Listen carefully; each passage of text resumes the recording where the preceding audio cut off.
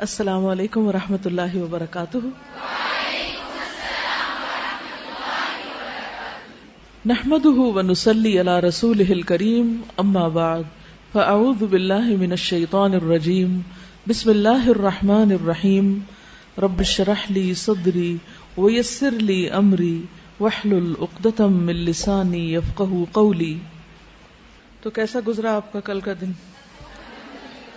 الحمدللہ۔ اپنی نیت کی تجدید کر لیں یہاں آنے کی، اس وقت یہاں کیوں آئے ہیں، کیوں بیٹھے ہیں، کیا چاہت ہے، کیا شوق ہے، کیا چیز لے کر آئی ہے۔ اور جو پہلے دن میں نے آپ سے عرض کیا تھا کہ والقلب متوجہ الی اللہ، اپنے دل کی حالت کا جائزہ لیں کہ کیا وہ اللہ کی طرف متوجہ ہے، تو اللہ ہمارے دل کو اپنی طرف متوجہ کر لے۔ کیا گھر جا کر وقت ملا آپ کو کہ کچھ سپارے کو دہرا کے اس میں سے الاسماء الحسنی نکالیں؟ آپ نے کون سے دو نام دیکھے؟ الحکیم، العلیم۔ آپ کے پیچھے جو بیٹھی ہیں غفور الرحیم، آپ نے کیا دیکھا؟ بس ایک نام۔ اچھے کی بات نہیں ہے، میرا سوال اچھا لگنا نہیں ہے، اچھے تو سارے اچھے نام ہیں۔ اللہ تعالیٰ خود فرماتے ہیں وَلِلَّهِ الْأَسْمَاءُ الْحُسْنَى، اللہ کے لیے ہیں سب اچھے اچھے نام۔ لیکن آپ نے کون سے ڈھونڈے؟ ان میں سے دو اور ایسے بتائیے، دیکھ کے بتائیے، اپنے نوٹس نکالیے۔ جب میں سوال کروں اگر آپ کا حافظہ کمزور ہے تو اپنی کتابیں کھول لیا کرے، لیکن بتانا ضروری۔ جی، البصیر، العزیز، سمیع علیم، رؤوف الرحیم، شاکر حلیم، التواب۔ ٹھیک ہے، اوکے، گڈ۔ اچھا، رمضان کو آپ نے اپنے لیے کیسا ایکسپیرینس بنانا ہے؟ لائف چینجنگ انشاءاللہ۔ اور اس کی نیت کرنی ہے کہ رمضان ہمارے لیے کیسا منتھ ہو؟ Life changing. کی ورڈز یاد رکھنے، اپنے عملی رویے میں روزانہ کون سی چیزیں لانی ہیں، اپنی سوچوں میں، اپنے روٹین میں۔ کون سے دو بڑے ورڈ میں نے کل بتائے تھے آپ کو؟ Be hopeful and be grateful. کبھی بھی مایوس نہ ہو۔ اللہ تعالیٰ ایسے طریقوں سے تدبیر کرتا ہے کہ انسان سوچ بھی نہیں سکتا۔ ٹھیک ہے، کسی اور کو دعوت دی کہ وہ بھی قرآن سننا شروع کریں رمضان کے مہینے۔ اوکے، سب نے اس بات پر دوبارہ عمل کرنا، روزانہ کے کاموں میں لکھ لیں، کیونکہ ریس شروع ہو چکی ہے، سب دوڑ رہے ہیں۔ اب آپ دیکھتے ہیں کون سب سے آگے ہوتا ہے، کیونکہ اللہ کا حکم ہے فاستبقوا الخیرات۔ فاستبقوا الخیرات کیا مطلب ہے اس کا؟ نیکیوں میں سبقت کرو، دوڑ لگا دو۔ تو اب آپ سب دوڑ رہے ہیں، دیکھتے ہیں سب سے آگے کون پہنچتا ہے۔ کیا اس کا قیامت کے دن کوئی نتیجہ نکلنے والا ہے؟ Are you sure? یقین ہے آپ کو کہ اس دن رزلٹ اناؤنس ہوگا اور بتایا جائے گا کہ یہ ساری بندیاں جو دوڑ رہی تھیں ان میں سب سے اول نمبر پر فلاں آیا؟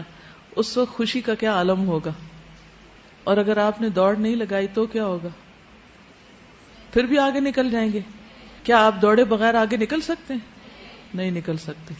تو اس لیے کیا ضروری ہے؟ دوڑ لگانی، اور اس میں سارے ہی اچھے اچھے کام کرتے چلے جانا ہے۔ ٹھیک ہے انشاءاللہ۔ چلیے 3 دفعہ پڑھیے سبحان اللہ والحمد للہ ولا الہ الا اللہ واللہ اکبر، اور یہ سوچ کر پڑھیے کہ یہ ہمارے پیارے حبیب محمد صلی اللہ علیہ وسلم کو ہر چیز سے زیادہ محبوب ہیں، دنیا کی ہر چیز سے زیادہ پیارے ہیں۔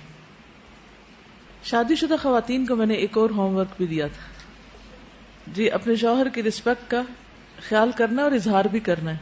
تو کوئی آپ میں سے شیئر کرے گا کہ کیا کیا انہوں نے؟ شاید دوسروں کو اس سے فائدہ پہنچ جائے۔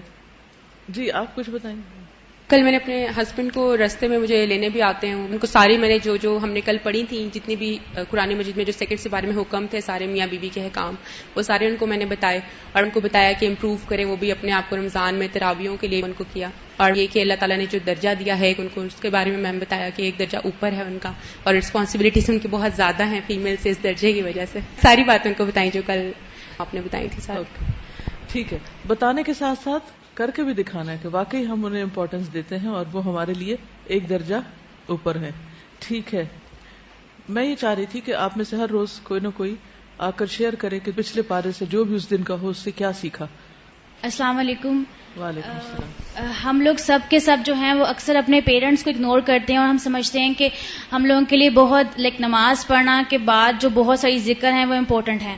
تو کل میں نے ریئلائز کیا کہ میں اپنے فادر کو اکثر ٹائم نہیں دیتی ہوں، گھر کام کرنے کے بعد میں موسٹلی اپنے ہوم ورک میں لگ جاتی ہوں، کلاس کا جو بھی ہوتا ہے. تو کل میں نے گھر جا کے اپنے فادر کو بیٹھ کے ساری کی ساری باتیں یہاں پہ سیکھی وہ بتائی. اسپیشلی حضرت ہاجرہ کا واقعہ تھا جو کہ رضیت باللہ ربا، وہ میں نے بتایا تو میرے فادر نے ریئلائز کیا کہ ایک عورت کی بھی قربانی ہوتی ہے.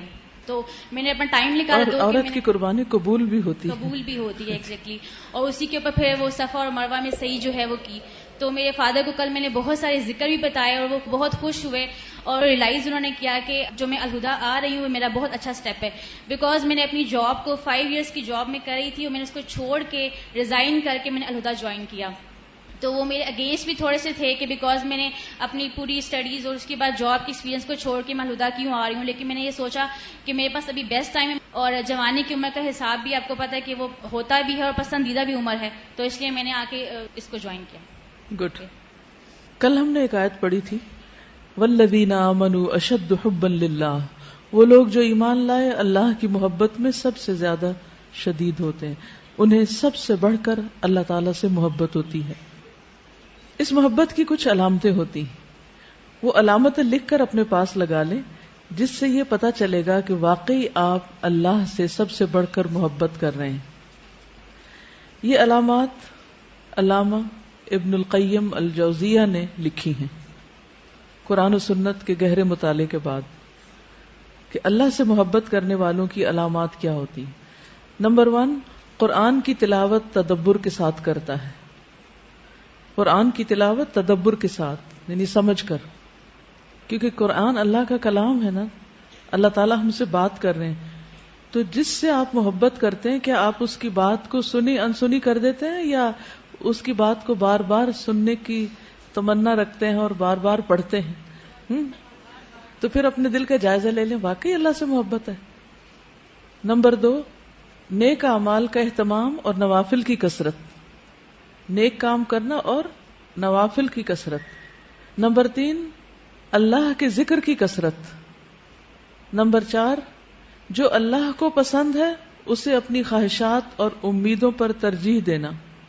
یعنی جب 2 چیزوں کا کانفلکٹ ہو جائے، ایک طرف اللہ تعالیٰ کی پسند ہو اور ایک طرف اپنی پسند، تو ایسا شخص جو اللہ سے محبت کرتا ہے وہ اللہ تعالیٰ کی پسند کو ترجیح دیتا ہے، خواہ اس کی مرضی کے خلاف ہی کیوں نہ ہو.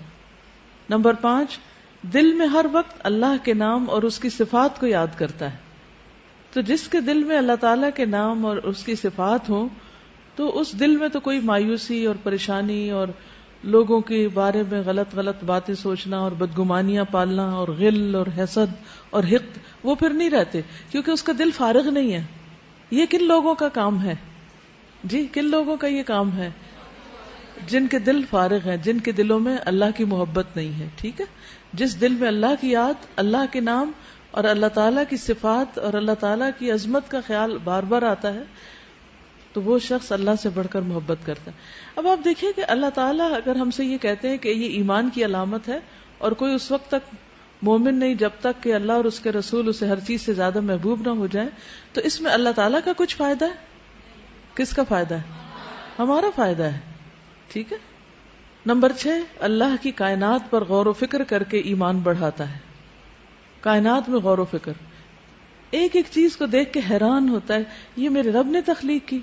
ایک پتا ہو، پھول ہو، پتھر ہو، کوئی ٹہنی ہو سوکھی، ستارہ ہو، چاند ہو، سورج ہو، ہر چیز اس کو حیران کرتی رہتی ہے.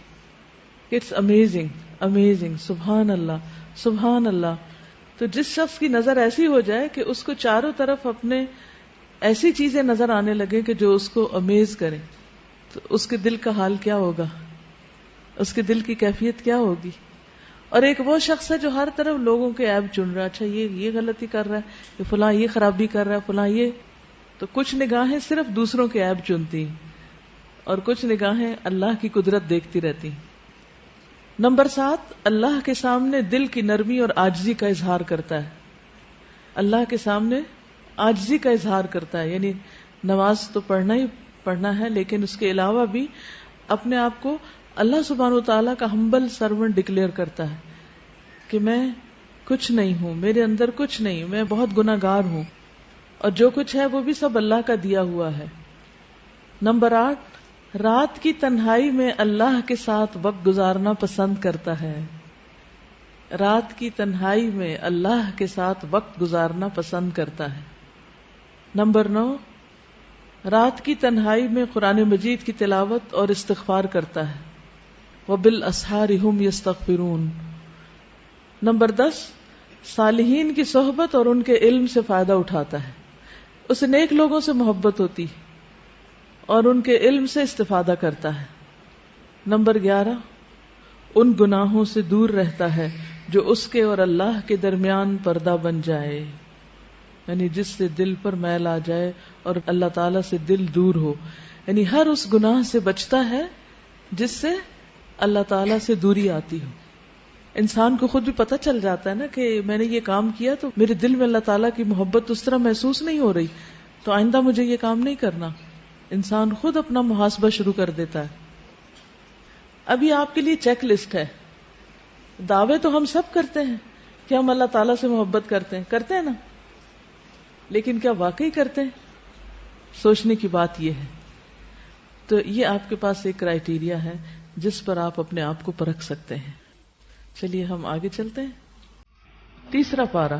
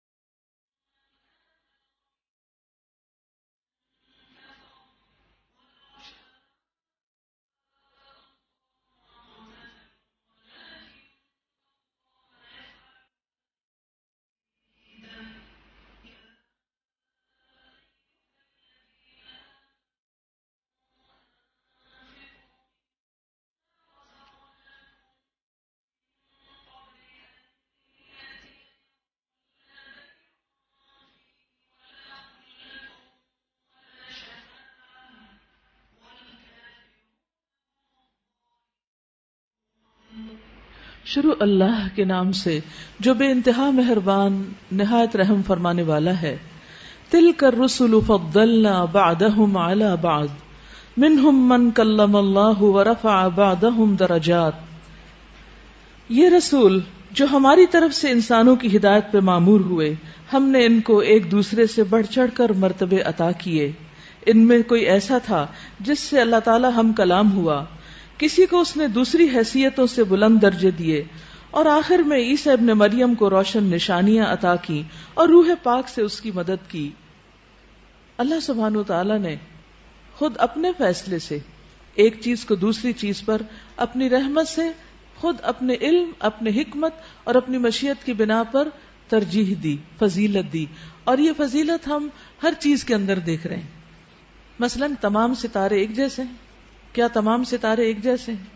تمام درخت ایک جیسے ہیں؟ تمام پھل ایک جیسے ہیں؟ تمام انسان ایک جیسے ہیں؟ نہیں. اسی طرح تمام رسول بھی ان کے درمیان اللہ سبحانہ تعالیٰ نے فرق رکھے، بعض کو بعض پر فضیلت دی، کسی کو ایک چیز میں خاص خصوصیت عطا کی، کسی کو دوسری چیز میں. اسی طرح رمضان کو باقی مہینوں پر فضیلت عطا کی، لیلۃ القدر کو باقی راتوں پر فضیلت عطا کی. تو یہ اللہ سبحانہ تعالیٰ کی اپنی حکمت ہے کہ وہ جس کو جس چیز پر چاہے فوقیت عطا کرے. تو اسی چیز کا یہاں ذکر کیا جا رہا ہے کہ یہ اللہ تعالیٰ کے فیصلے ہیں کہ ان میں سے بعض کو اس نے بعض پر فضیلت عطا کی. کسی کی خصوصیت کیا تھی کہ ان سے اللہ نے کلام کیا، اور بعض کو ان میں سے بعض پر بلند درجے عطا کیے. عیسیٰ ابن مریم کی خصوصیت کیا تھی کہ ان کی روح القدس کے ساتھ مدد کی گئی کہ وہ پنگوڑے میں ہی بولنے لگے، اپنی والدہ کے دفاع کرنے لگے. لیکن اس کے بعد ہوا کیا کہ جو ان کے فالوورز تھے انہوں نے اپنے پیغمبروں کی خصوصیات کو سامنے رکھ کر یہ سمجھا کہ ہمارے پیغمبر سب سے افضل ہیں، اور انہوں نے اپنی طرف سے فرق کرنا شروع کر دیا، اور بعض اوقات اپنے پیغمبر اور اپنے بزرگوں کی عقیدت میں وہ دوسرے لوگوں کے ساتھ، دوسرے گروہوں کے ساتھ یا دوسری امتوں کے ساتھ جھگڑنے لگے. تو اللہ تعالیٰ فرماتے ہیں اگر اللہ چاہتا تو ممکن نہ تھا کہ ان رسولوں کے بعد جو لوگ روشن نشانیاں دیکھ چکے تھے وہ آپس میں لڑتے، مگر اللہ کی مشیت یہ نہ تھی کہ وہ لوگوں کو جبراً اختلاف سے روکے، اس وجہ سے انہوں نے باہم اختلاف کیا. یعنی اللہ تعالیٰ اگرچہ اختلاف کو پسند نہیں کرتا لیکن پھر بھی اس نے اختلاف کی گنجائش رکھی. پھر کوئی ایمان لایا اور کسی نے کفر اختیار کیا، ہاں اللہ چاہتا تو وہ ہرگز نہ لڑتے. یعنی اللہ تعالیٰ جبراً لوگوں کو غلط کام کرنے سے روک سکتا ہے لیکن اللہ تعالیٰ ایسا نہیں کرتے، مگر اللہ جو چاہتا ہے کرتا ہے. پھر فرمایا یا ایھا الذین آمنوا، اے لوگو جو ایمان لائے ہو، انفقوا مما رزقناکم، خرچ کرو اس میں سے جو ہم نے تمہیں رزق عطا کیا ہے. یعنی بجائے اس کے کہ انسان اس بات میں جھگڑتا رہے اور دوسروں کو حقیر سمجھتا رہے کہ میں دوسروں سے بہتر کہاں ہوں، میرا دین دوسرے ادیان سے کہاں بہتر ہے، اور میرے پیغمبر دوسرے پیغمبروں کے مقابلے میں کہاں فوقیت اور فضیلت رکھتے ہیں، اس کی بجائے کیا کرنا چاہیے؟ وہ کام کرنا چاہیے جس سے انسان اللہ تعالیٰ کا قرب حاصل کر سکے. اور اس میں جس کام کا یہاں ذکر کیا گیا ہے وہ ہے اللہ کے راستے میں رزق، مال، علم، جو بھی اللہ نے نعمتیں عطا کی ہیں ان کو خرچ کرنا. یا ایھا الذین آمنوا، اے لوگو جو ایمان لائے ہو، انفقوا، خرچ کرو، کیا؟ مما رزقناکم، اس میں سے جو ہم نے تمہیں رزق دیا ہے، تمہارا اپنا ذاتی نہیں، ہمارا ہی دیا ہوا ہے، ہم نے تمہیں یہ دے کر دوسروں پر فضیلت عطا کی. یعنی کچھ لوگوں کو اللہ نے مال زیادہ دیا اور کچھ کو کم دیا، تو جن کو زیادہ دیا ان پر ذمہ داری ڈال دی کہ وہ دوسروں کو دیں جن کے پاس نہیں ہے. من قبل ان یأتی یوم لا بیع فیہ ولا خلۃ ولا شفاعہ، اس سے پہلے کہ وہ دن آ جائے جس میں نہ خرید و فروخت ہوگی، نہ دوستی کام آئے گی، نہ سفارش چلے گی، اور ظالم اصل میں وہی ہیں جو کفر کی روش اختیار کرتے ہیں. اللہ لا الہ الا هو الحی القیوم لا تأخذه سنة ولا نوم له ما في السماوات وما في الأرض من ذا الذي يشفع عنده إلا بإذنه يعلم ما بين أيديهم وما خلفهم ولا يحيطون بشيء من علمه إلا بما شاء وسع كرسيه السماوات والأرض ولا يؤوده حفظهما وهو العلي العظيم. اللہ وہ زندہ جاوید ہستی جو تمام کائنات کو سنبھالے ہوئے ہے، اس کے سوا کوئی الہ نہیں. وہ زندہ ہے، قائم رکھنے والا ہے. لا تأخذہ سنۃ ولا نوم، نہ وہ سوتا ہے نہ اسے اونگ لگتی ہے. زمین اور آسمان میں جو کچھ ہے اسی کا ہے. کون ہے جو اس کی جناب میں اس کی اجازت کے بغیر سفارش کر سکے؟ جو کچھ بندوں کے سامنے ہے اسے بھی وہ جانتا ہے، اور جو کچھ ان سے اوجھل ہے اس سے بھی وہ واقف ہے. اور اس کی معلومات میں سے کوئی چیز ان کی گرفت ادراک میں نہیں آ سکتی الا یہ کہ کسی چیز کا علم وہ خود ہی ان کو دینا چاہے. اس کی کرسی آسمان و زمین پر چھائی ہوئی ہے. یہاں بعض لوگوں نے کرسی کا ترجمہ حکومت کیا ہے جو کہ غلط ترجمہ ہے. کرسی ابن عباس کی روایت کے مطابق اللہ سبحانہ وتعالی کے قدم رکھنے کی جگہ ہے، فٹ سٹول ہے. وسع کرسیہ السماوات والارض، اس کی کرسی آسمان و زمین پر چھائی ہوئی ہے، اور ساتوں آسمان اور زمینیں کرسی کے مقابلے میں بس یہ اتنے ہیں جیسے ایک وسیع میدان میں ایک چھوٹا سا رنگ ہو، ایک چھلا ہو. یعنی سارے آسمان اور زمینیں جن کی وسعتوں کا ہم اندازہ نہیں لگا سکتے، وہ اللہ سبحانہ وتعالیٰ کی کرسی کے مقابلے میں کتنے ہیں؟ جیسے ایک بڑے میدان میں، بہت بڑے صحرا میں ایک چھوٹا سا رنگ پڑا ہوا ہو جو دور سے نظر بھی نہ آئے. تو اس سے اندازہ ہوتا ہے اللہ سبحانہ وتعالیٰ کی عظمت کا. وَلَا يَؤُودُهُ حِفْظُهُمَا، اور ان کی نگہبانی اس کو تھکاتی نہیں. وَهُوَ الْعَلِيُّ الْعَظِيمُ، اور وہ بلند ہے، بہت بڑا ہے. اس آیت کے اندر اللہ سبحانہ وتعالیٰ کے 5 نام اور 26 صفات کا ذکر کیا گیا ہے، اور یہ قرآن مجید کی سب سے عظیم آیت ہے. ابی ابن کعب سے مروی ہے کہ نبی صلی اللہ علیہ وسلم نے ایک مرتبہ ان سے پوچھا کہ اللہ کی کتاب میں سب سے عظیم آیت کون سی ہے؟ تو انہوں نے کہا اللہ اور اس کے رسول ہی بہتر جانتے ہیں. نبی صلی اللہ علیہ وسلم نے یہ سوال کئی بار دہرایا تو ابی ابن کعب نے کہا آیت الکرسی. نبی صلی اللہ علیہ وسلم نے یہ سن کر فرمایا ابو المنذر تمہیں علم مبارک ہو، اس ذات کی قسم جس کے قبضے میں میری جان ہے، جس کے ہاتھ میں میری جان ہے، عرش کے پائے کے پاس یہ اللہ کی پاکیزگی بیان کرتی ہوگی. آیت الکرسی عرش کے پائے کے پاس اللہ کی پاکیزگی بیان کرتی ہوگی، اور اس کی ایک زبان اور 2 ہونٹ ہوں گے. یعنی اللہ سبحانہ وتعالی جس چیز کو چاہے جیسی صورت عطا فرما دے. اس آیت کا پڑھنا انسان کو رات بھر شیطان کی شر سے محفوظ رکھتا ہے، کیونکہ شیطان نے ابو ہریرہ رضی اللہ تعالی عنہ کو خود یہ بات بتائی جس کی تصدیق نبی صلی اللہ علیہ وسلم نے کی، کہ اس نے کہا کہ جب تم سونے کے لیے بستر پر جاؤ تو آیت الکرسی پڑھ لو، صبح تک اللہ کی طرف سے تم پر ایک نگہبان فرشتہ مقرر رہے گا، اور صبح تک تمہارے پاس شیطان پھٹکنے نہ پائے گا. اور نبی صلی اللہ علیہ وسلم نے فرمایا کہ اگرچہ وہ جھوٹا ہے مگر اس نے سچ کہا، یعنی بات سچی ہے لیکن وہ جھوٹا ہے، وہ شیطان تھا. تو اس آیت کے اندر سب سے پہلا نام ہے اللہ. اللہ کا یہ نام بہت بابرکت ہے، بہت پاورفل ہے. قرآن مجید میں آتا ہے تبارک اسم ربک ذو الجلال والاکرام، بہت بابرکت ہے تیرے رب کا نام جو جلال اور اکرام والا ہے. حقیقت یہ ہے کہ انسان کو ہر موقع پر اللہ کو یاد کرنا چاہیے اور اس نام کے ساتھ پکارنا چاہیے. رسول اللہ صلی اللہ علیہ وسلم نے فرمایا جب تم رات کو کتے کے بھونکنے یا گدھے کے ہینگنے کی آواز سنو تو اللہ کی پناہ طلب کیا کرو، کیونکہ جو کچھ وہ دیکھتے ہیں تم نہیں دیکھتے. اور جب پاؤں سکون کر جائے تو باہر کم نکلا کرو، کیونکہ اللہ تعالیٰ رات کے وقت اپنی مخلوقات کو جیسے چاہتا ہے منتشر کرتا ہے. اور اللہ کا نام لے کر دروازے بند کیا کرو، کیونکہ شیطان وہ دروازہ نہیں کھول سکتا جسے اللہ کا نام لے کر بند کیا گیا ہو. مثلا کہیں آپ نے اپنے کوئی قیمتی چیزیں رکھی ہوں اور رات کو گھر کا دروازہ بند کرتے وقت یا کوئی بھی چیز جس کو آپ محفوظ کرنا چاہیں سب انسانوں سے یا سب جنات سے، تو اس پر آپ اللہ کا نام پڑھیں.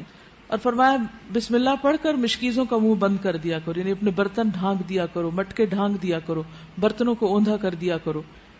اور اسی طرح جنوں کی آنکھوں اور انسانوں کی شرمگاہوں کا پردہ یہ ہے کہ جب بھی کوئی کپڑے اتارے تو بسم اللہ پڑھ لے.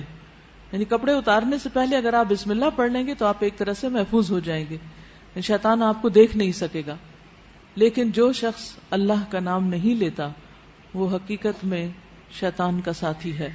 ابن عباس کہتے ہیں رسول اللہ صلی اللہ علیہ وسلم نے فرمایا کہ ابلیس نے کہا اے میرے رب تو نے اپنی ساری مخلوق کا رزق واضح کر دیا ہے تو میرا رزق کہاں ہے؟ فرمایا ہر وہ چیز جس پر میرا نام نہ لیا جائے وہ تیرا رزق ہے.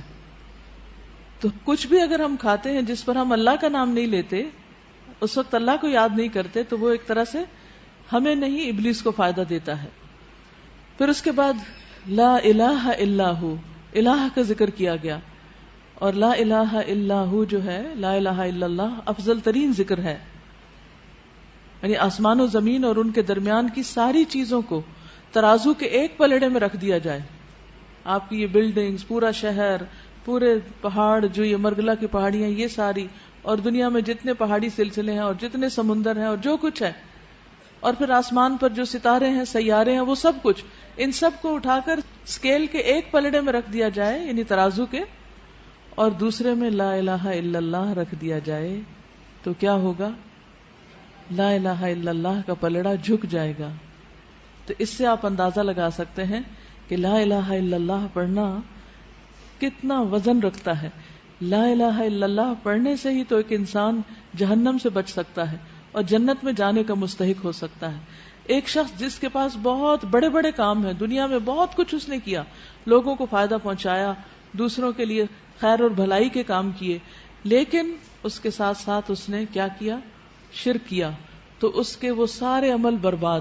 اس کے برعکس ایک شخص نے لا الہ الا اللہ پڑھا لیکن اس کو کوئی بڑے کام کرنے کا موقع نہیں ملا، تو اس کلمے کی برکت سے وہ قیامت کے دن جہنم کی آگ سے محفوظ ہو جائے گا.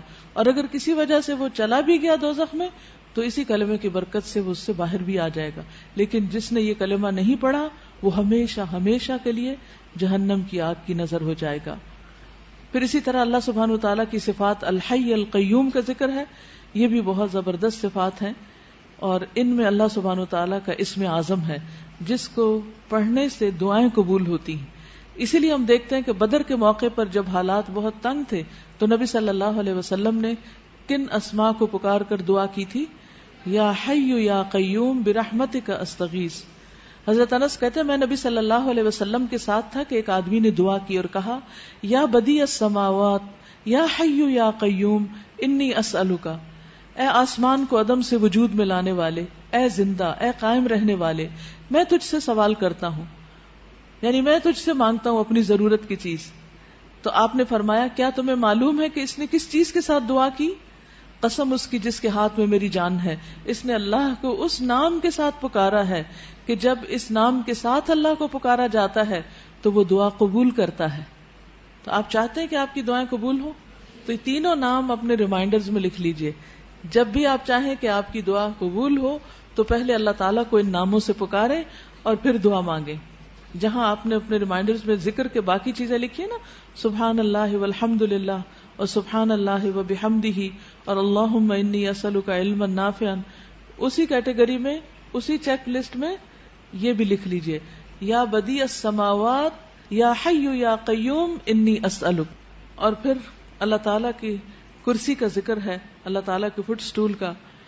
اور قیامت کے دن جب لوگ جنت میں چلے جائیں گے تو جمعے کے دن اللہ تعالیٰ اعلیٰ علیین سے اپنی کرسی پر نزول فرمائیں گے. پھر اللہ تعالیٰ کرسی کو نور کے ممبروں سے گھیر دیں گے، یعنی کرسی کے ارد گرد کیا ہوں گے؟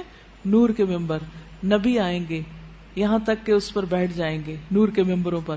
پھر اللہ تعالیٰ ممبروں کو کرسیوں سے گھیریں گے. صدیق اور شہداء آئیں گے یہاں تک کہ وہ ان پر بیٹھ جائیں گے. پھر اللہ تعالیٰ اپنی کرسی پر چڑھیں گے، اس کے ساتھ شہداء اور صدیق بھی چڑھیں گے. یعنی اللہ سبحانہ وتعالیٰ قیامت کے دن اپنے بندوں سے جس طرح ملاقات کریں گے اس کا ذکر یہاں کیا گیا ہے. صحیح الترغیب و ترہیب کی حدیث ہے. وَهُوَ الْعَلِيُّ الْعَظِيمُ، اور وہ بلند ہے، بہت عظیم ہے. اور حقیقت یہ ہے کہ اللہ سے بڑی کوئی بھی چیز نہیں. اس لیے ہمیں اللہ تعالیٰ کے ناموں کے ساتھ دعا مانگتے ہوئے خصوصاً تسبیح کرنی چاہیے. فَسَبِّحْ بِاسْمِ رَبِّكَ الْعَظِيمِ. تو آپ نماز میں کہاں پڑھتے ہیں؟ سبحان ربی العظیم، سبحان ربی العظیم، سبحان ربی العظیم. اور اسی طرح صبح و شام بھی آپ 100 دفعہ یہ تسبیح پڑھ سکتے ہیں. سبحان اللہ العظیم و بحمدہ. جو شخص صبح اور صبح کی طرح شام کو یہ 100 مرتبہ پڑھے گا تو اس کے برابر مخلوق میں کسی کا درجہ نہیں. یہ سنن نبی داؤد کی روایت ہے. کیا آپ چاہتے ہیں کہ آپ سب سے ٹاپ پر ہوں، سب سے اوپر؟ تو صبح و شام اس تسبیح کا ورد کرنا شروع کر دیں. کیونکہ ہم نے اپنے ٹارگٹس میں کیا رکھا ہے کہ ہم اللہ کے ذکر کی کثرت کریں گے. کیونکہ اللہ تعالیٰ کی محبوب بندیاں کون ہیں؟ والذاکرین اللہ کثیرا والذاکرات. اور قرآن پڑھنے کا ایک اثر، لائف چینجنگ ایکسپیرینس، آخرت کے درجات میں بلندی حاصل کرنے کا موقع کس کے ذریعے ہے؟ اللہ سبحانہ وتعالیٰ کے ذکر کے ذریعے. کیونکہ ذکر ایسی چیز ہے کہ جو آپ کسی بھی حال میں کر سکتے ہیں. اور پھر ذکر میں بھی بعض ذکر بعض پر فضیلت رکھتے ہیں. یہ جو بات اللہ تعالیٰ نے کی نا اس پارے کے شروع میں، تلک الرسل فضلنا بعضهم علی بعض، یہ بہت ہی خوبصورت بات. سارے ہی رسول اللہ کے چنے ہوئے، اللہ تعالیٰ نے خود چنا نا ان کو، لیکن چننے کے بعد پھر خود ہی فضیلت دی بعض کو بعض پر. اسی طرح سارا ذکر اللہ کا ہے، ساری کتاب اللہ کی ہے، لیکن پھر اس میں سے بعض چیزوں کو بعض پر فضیلت عطا کی. اسی لیے بعض صورتیں بعض کے مقابلے میں زیادہ افضل ہیں، حالانکہ باقی بھی اللہ کا کلام ہے. یہ سب کچھ کہاں سے پتہ چلتا ہے؟ کیسے پتہ چلتا ہے؟ علم سے، علم حاصل کر کے پتہ چلتا ہے. اور اگر ہم یہ سیکھیں نہیں، یہ جانے نہیں، تو یہ سب کچھ پا نہیں سکتے. اس لیے علم حاصل کرنے کے حریص بن جائیں کہ مجھے وہ ساری باتیں پتہ ہونی چاہیے کہ جس سے میرے درجے اللہ کی نگاہ میں اور ہمیشہ ہمیشہ کی جنت میں بلند ہو جائیں. لا اکراہ فی الدین، دین میں کوئی زور زبردستی نہیں. اس کا یہ مطلب نہیں کہ جو دین کے اندر آ جائے پھر وہ اپنی مرضی سے زندگی گزارے اور کوئی ڈسپلن نہ رکھے. اس کا مطلب یہ ہے کہ کسی کو زبردستی مسلمان نہیں بنایا جائے گا. ویسے اگر کسی کو زبردستی بھی بنایا جائے تو اس کا بھلا ہی ہے، یعنی پھر بھی اس پر احسان ہے. بظاہر دیکھنے میں یہ بات بہت بری لگتی ہے، لیکن پھر وہی آپ دیکھیں کہ آپ اس کے ساتھ کتنی بڑی بھلائی کر رہے ہیں، کیونکہ آپ حریص ہیں کہ وہ خیر کی طرف آ جائے. قد تبین الرشد من الغی، صحیح بات غلط خیالات سے الگ چھانٹ کر رکھ دی گئی ہے. اب جو کوئی طاغوت کا انکار کر کے اللہ پر ایمان لے آیا، اس نے ایک ایسا مضبوط سہارا تھام لیا جو کبھی ٹوٹنے والا نہیں. اور اللہ جس کا سہارا اس نے لیا ہے سب کچھ سننے اور جاننے والا ہے. جو لوگ ایمان لاتے ہیں ان کا حامی و مددگار اللہ ہے اور وہ ان کو تاریکیوں سے روشنی میں نکال لاتا ہے. یعنی جب انسان اللہ کے راستے پہ چلنا چاہتا ہے تو عموماً کیا ہوتا ہے، لوگ اس کو چھوڑ دیتے ہیں، دنیاوی سہارے چھوڑنے لگتے ہیں اس کا ساتھ. ہو سکتا ہے آپ کی فرینڈز آپ کو چھوڑ دیں، آپ کے خاندان والے آپ کو حقیر اور معمولی چیز سمجھنے لگیں اور ان کی نگاہ میں آپ کا کوئی مقام نہ رہے. لیکن یہ تو ظاہری باتیں ہیں.